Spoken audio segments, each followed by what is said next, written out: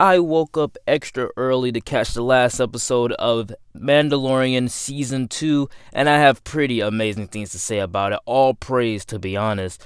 And I just want to talk spoilers on the season finale, and I just want to talk about the season in general and where I think Season 3 could be headed. So, hey everyone, SW Nation here, and welcome back to a brand new Star Wars review here on the channel. Please note that everything that I will say in this video is just my very own opinion, and you are free to comment down below yours. So how I'm going to structure this video is that in the first half is going to be talking spoilers on the season finale, and the second half I'm just going to be talking about the season as a whole. So without further ado, let's get into my review. You're very special, kid. I agreed to take you back to your own kind, so that's what I need to do. And they're gonna take real good care of you. So like I said, the season finale just was nothing short of awesome to me. I really enjoyed it, and it was mainly because we haven't seen Baby Yoda for like a week, and we didn't know what was going to happen to him. We didn't know what was going on with him and Moff Gideon. We just knew that Mandalorian was coming for Moff Gideon. So going inside of this episode, I was pretty hyped.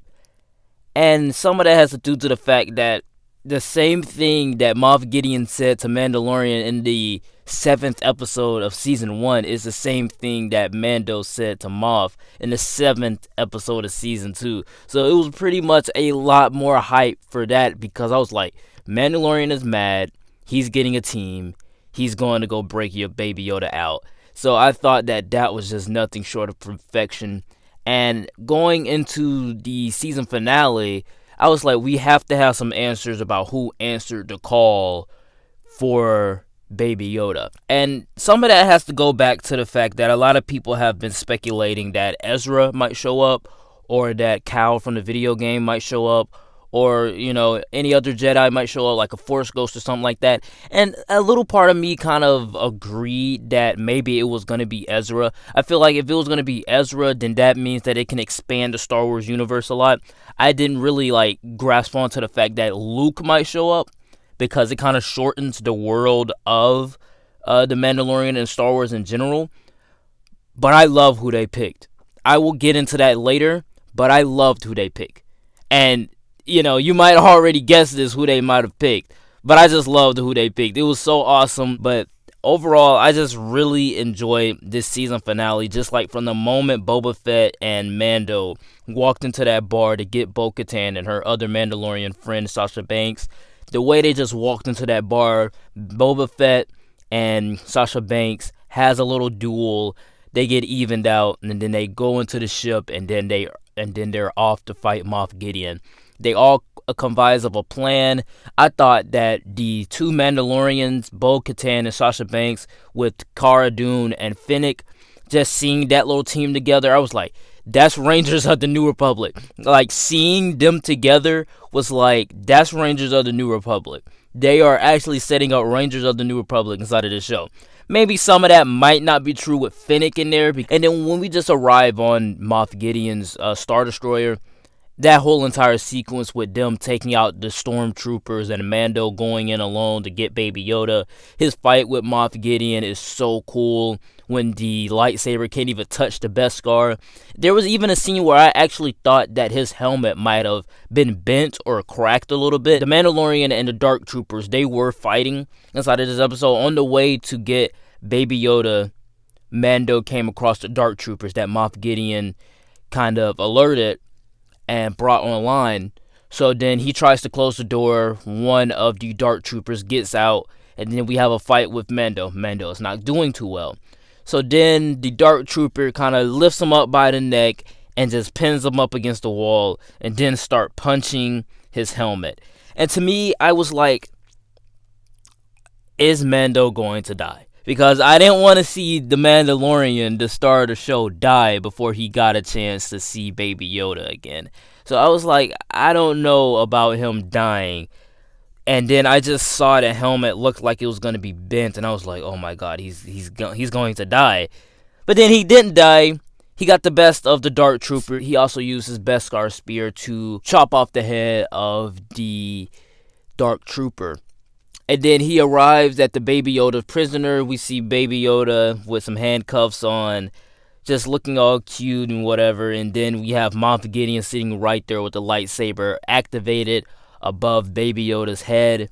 Mando goes in. He's like, hey, you can keep the lightsaber. You can keep the throne to the Mandalorians. Because if you have the lightsaber, you have the throne to the Mandalorians. So then that's the whole thing that Bo-Katan wanted, because the lightsaber holds power. So I found as though Bo-Katan might have been a villain when Moff Gideon got captured, and he's like, tell them to Bo-Katan. And I'm thinking Bo-Katan might have been the one that was kind of helping Moff Gideon along the way. But it wasn't that. It was just the fact that she wanted the lightsaber, I guess, to have the throne of the Mandalorians. She wanted to be the leader of them or something like that. I don't know if she's dead or not, because Moff Gideon did shoot her. I mean, I know I'm jumping all around the place from Baby Yoda being found to Moff Gideon killing Bo-Katan, but I don't know if she's dead or not. But I'm pretty sure she might not be dead. But here's hoping for Season 3, because I really like Bo-Katan as a character, and I haven't seen any of Rebels, but I think that Bo-Katan is actually a pretty cool character. How this is a Mandalorian that can take off their helmet at their free will, that's just cool to me. So then, like, going back to the Moff Gideon versus Mando stuff, Mando's like, hey, you can keep the lightsaber, I just want the child. So then he's like, alright, cool, you can take him if I just keep the saber. Obviously, Moff Gideon is a villain, so Mando gets attacked by Moff Gideon while he's trying to get Baby Yoda, and Mando is actually winning this fight. Like, he is actually kind of winning this fight. Moff Gideon is losing pretty badly, even though he's the one that initiated it. But he is kind of losing pretty badly. So then the lightsaber just keeps hitting the Beskar armor. The Beskar armor is not getting phased by it. So it's just a whole battle between Mandalorian and Moff Gideon that's just so cool. But it's not cool in the fact that it's spectacle. It's just the fact that the lightsaber can't touch him. So then Mando pulls out his spear, the spear versus the lightsaber. Very cool how Mando uses the spear. He does little ninja tricks with it. In my opinion, I thought it was like a ninja trick with it. So Mando has the spear. He gets the best of Moff Gideon. He takes the lightsaber. He gets Baby Yoda. And he doesn't kill Moff Gideon where he stands. So then, while everything with Mando is going on with the Dark Troopers and the Moff Gideon stuff, Cara Dune, Fennec, and Sasha Banks and Bo-Katan, they are actually fighting their way to the bridge because that's where they thought Moff Gideon was going to be. Like, this group is all female. Like, Boba Fett is not here. It's just Cara Dune, Fennec, Sasha Banks, and Bo-Katan. So I was thinking in my mind, I was like, is Rangers of the New Republic going to be a female-led show? If that's the case, and if it's these set of females, I'm all on board. Like, I am all on board. I'm all for the female empowerment, but when it gets to pandering and when it gets to start shoving that message down your throat, it's like, okay, I really don't want to be a part of, like, this community, or I really don't want to watch the show anymore because it just feels like I'm being pandered, and it feels like I have to, you know, accept that these are females and that these are actually strong females that can do anything that a man can do. Literally, Mando just wanted to go get the child and get out while they handled the dirty work. So when I was looking at them, I'm like, okay, this does not feel pandering at all. It may be. To some people, it may feel pandering. But I thought, in my opinion, I really liked the fact that it was these 4 women. They were strong. They were powerful. It was also this funny scene where Cara Dune got her gun jammed, so she was in the elevator trying to get it, and everybody's like, do you need any help? She's like, no, and then she's just spitting out Star Wars curse words. It was so weird, but also pretty funny, and they were pretty cool. Like, literally, the women, they were just shooting the stormtroopers, helping each other out like a team. I really loved it. Like I said, they arrive at the bridge. Moff Gideon is not there, so they're waiting for Mando. Mando comes in with the dark saber, Moff Gideon handcuffed, and Baby Yoda in his arms. Bo-Katan looks at Mando. She's like, you have the dark saber. And originally he was going to give it to her. He was going to give it to her. He was like, just take it. You know, I really don't care. This is for you. And then she can't take it. And it's mainly because Mando defeated Moff Gideon in battle. If you defeat someone in battle that has the dark saber, then that dark saber now belongs to you. So that means Mando is now I guess, king of the Mandalorian or something like that, or like he can sit on the throne. He gets access to the throne of the Mandalorians. Now, let me backtrack again. Mando, when he was fighting the one Dark Trooper, he opened up the latch and the doors opened, and all the Dark Troopers came flying out into space. So then, when everyone is inside of the bridge, the stormtroopers fly right back into the Star Destroyer, and then they start rushing up to the bridge, and they start banging on the door where the bridge is at. Moff Gideon is threatening them. They're like, you open up that door, you all are going to die, and the only ones that's going to survive is me and the child. And then a cool thing happened. When all hope seemed lost, and this is where I was on the edge of my seat. I'm like, okay, what's going on, dude? What's going on? I'm like, okay, I'm actually kind of scared for these characters. And it was like, I know that maybe Mando might not die, but it's still like, okay, so much just happened. Like, so much just happened around it. Like, okay, Mando is like the king of all Mandalorians. Now, what is going on? And then we get an X-Wing show up. Now, from my perspective, at first, I thought it was the Millennium Falcon. I was like, they wouldn't do that. Like, they would not do that. They would not put the Millennium Falcon here. So it wasn't. When it got closer, it was an X-Wing. So I was like, okay, what if it's that guy that was in the first couple of episodes of the season? What if it's one of those X-Wing pilots of, like, the New Republic? So then the X-Wing shows up, and it pulls in. Now, originally, that's exactly what I thought. I thought it was going to be one of those X-Wing pilots. I thought they were coming to help, and then I thought the rest were going to come. But then they were asking, like, who are you? Who is this? Who's this? The person wouldn't answer. Once he got out, it was a cloak. Now, this is where I start getting to the exciting stuff. So, I've been talking spoilers this whole time. Also, Boba Fett is not here. Boba Fett dipped after he helped them get onto the Star Destroyer. So, he dipped.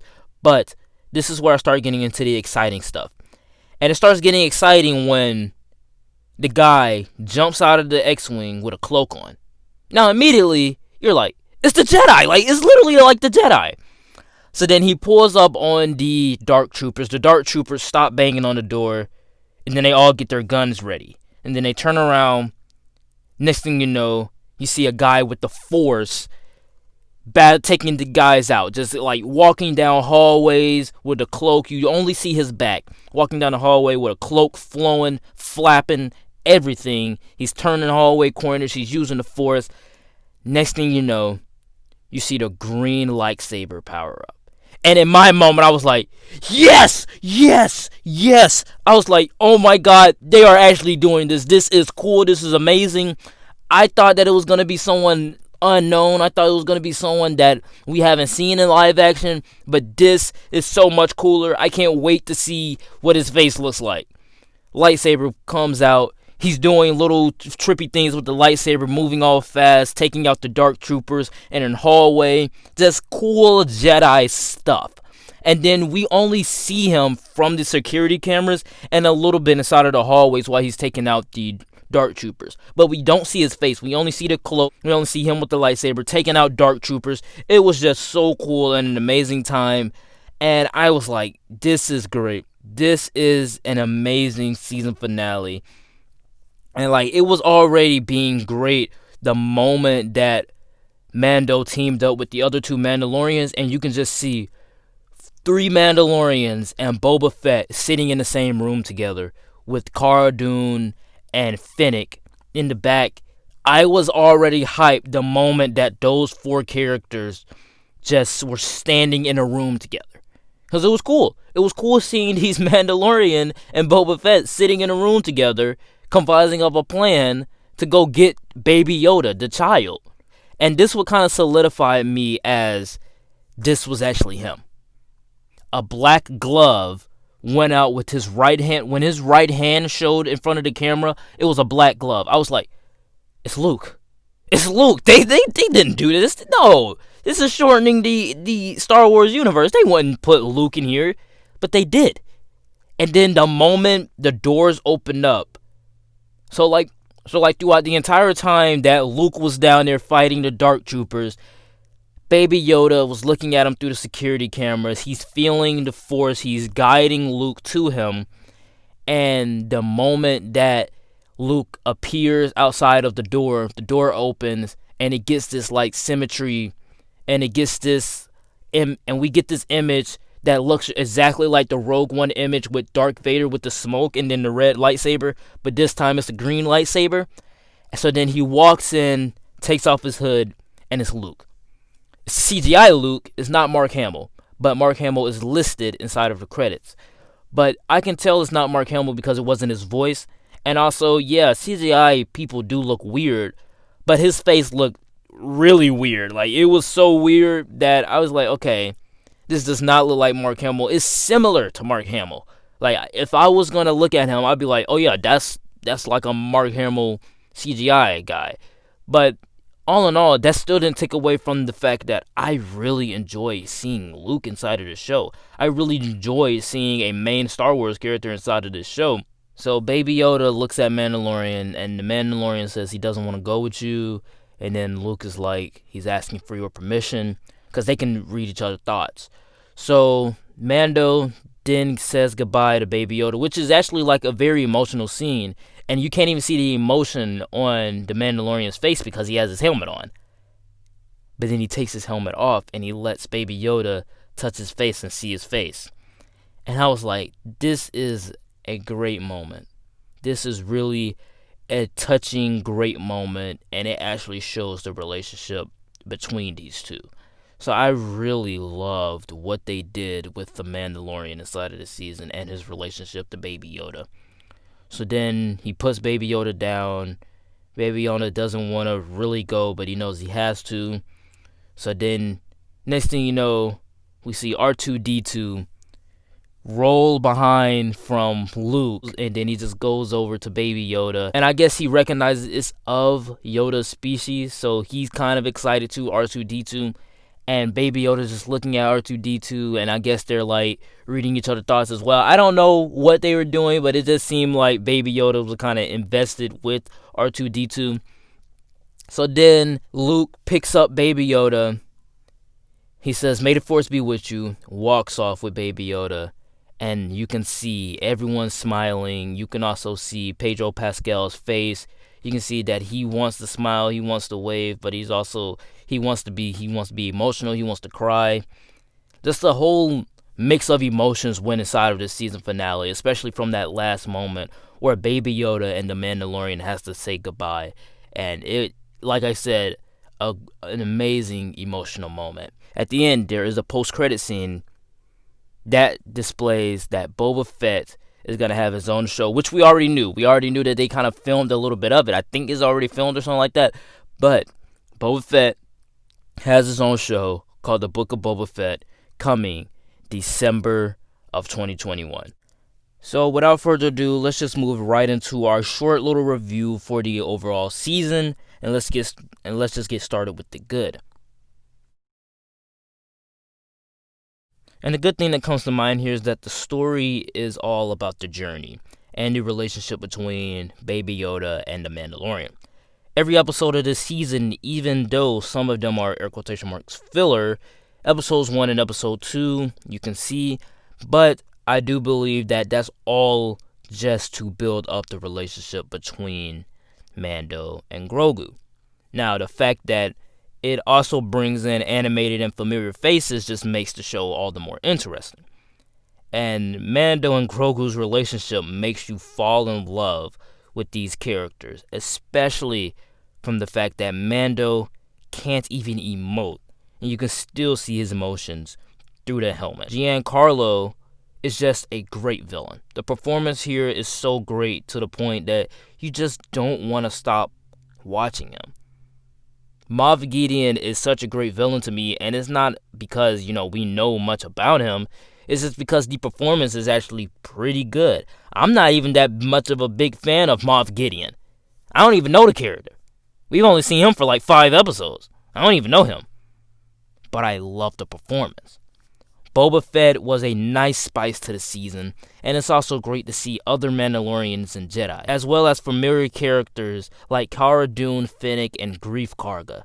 This season is not like Season 1, though, where it's a mysterious new world that we can explore with brand new characters. Season 2 explores some new ideas, but all in all, we mostly see familiar faces throughout all 8 episodes. And with that being said, let's move on into the mixed. And the mixed thing that comes to mind here is that at some point, all of this has to be fan service, which is not a big complaint to me, but come on. I mean, Boba Fett, Ahsoka, Bo-Katan, heck, even Luke showing up. This show was something that, yes, it was set after Return of the Jedi, but also had new characters and went to new places. This season was more bent on going back than forward. But I gotta say, I really did enjoy seeing Boba in the armor and Ahsoka in live action. And I don't even watch Clone Wars. And let's not forget, I really loved Luke. In conclusion, with all of these characters and storylines of Jedi, like Luke answering the call, and with there being tons of fan service, it's still very much the Mandalorian that we love show. And I think that works perfectly well with it building up the relationship with Baby Yoda and Mando and having them say goodbye in the season finale, which creates an emotional moment not bent on big spectacle action, but just two friends saying goodbye. That's what I loved of this season. So this season of Mandalorian has to be a 10 out of 10 and an A+, and I would say stream it if you already haven't. I mean, by this time, everyone has seen The Mandalorian. Everyone has seen the season finale by the time this review comes out. So, yeah. Just watch it. It is so good. Alright guys, that was it for the review / spoiler discussion. Please know that everything that I did say in this video was just my very own opinion, and you are free to comment down below. What did you think of The Mandalorian Season 2 as a whole? Like, comment, and subscribe, and I will see you guys next time. Peace.